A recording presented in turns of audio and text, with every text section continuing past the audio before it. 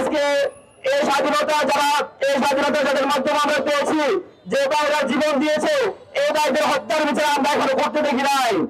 আজকে দৃশ্য সংস্কার গণসংস্কার আমরা এখনো হতে দেখি নাই।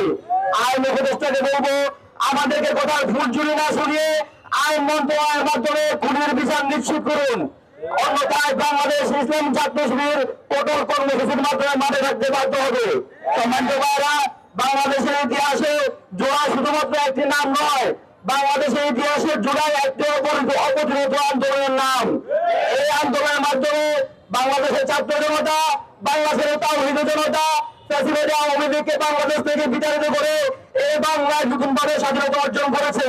আজকে জুলাই বিপ্লবের 1 বছর হতে চলছে।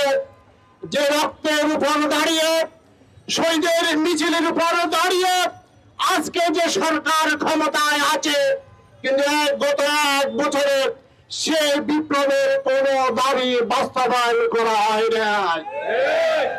আমরা আজকের এই সমাবেশ থেকে হুঁশিয়ার করে দিতে চাই, অনতি বিলম্বে জুলাই চেতনা বাস্তবায়ন না হলে আরেকটি বিপ্লবের মুখোমুখি হওয়ার জন্য প্রস্তুতি নেন।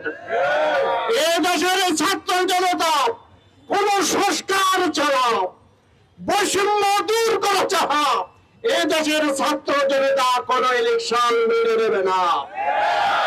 আপনারা জানেন ৩৬শে জুলাই আমাদের মাঝে সমাগত, কিন্তু দুঃখজনক বিষয় হলো 1টি বছর চলে যাওয়ার পরেও এখনো পর্যন্ত জুলাই গণহত্যাকারীদের গ্রেপ্তার করা হয়নি।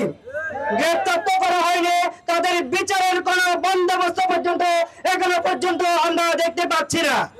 আমরা আরো বলতে চাই, আজকে ইসলামী ছাত্র শিবির সারা বাংলাদেশের ছাত্র জনতাকে নিয়ে আগামীর আন্দোলনে গড়ে তোলার জন্য, আগামীতে যেন এই জুলাই আন্দোলনের বিচার যেন যথাযথভাবে হয়, সেজন্য আপনাদের জনসমর্থন সহকারে সকলের সহযোগিতা কামনা করছি। আমরা যে বাংলাদেশে বসবাস করে, সেই বাংলাদেশে ঐতিহাসিক ৭৭ গণহত্যার বিচার হয়নি, পিলখানা হত্যাকাণ্ডের বিচার হয়নি, জুলাইয়ের বিচার 1 বছর পরে হচ্ছে না। আমরা কিভাবে বলতে পারি যে আগামী 1 সপ্তাহের মধ্যে বিচার হবে? আজকে আমরা এখান থেকে শপথ করতে চাই, জুলাইয়ের সাথে ইসলামী ছাত্র শিবির কখনোই গাদ্দারি করবে না। আমাদের শহীদদের রক্তের সাথে আমরা কখনোই বেইমানি করব না। জুলাইয়ের শহীদদের বিচার নিশ্চিত হওয়া পর্যন্ত ইসলামী ছাত্র শিবির কখনো থামবে না। জুলাই চলছে, চলবে, অসমাপ্ত জুলাই সমাপ্ত হবে না ইনশাআল্লাহ।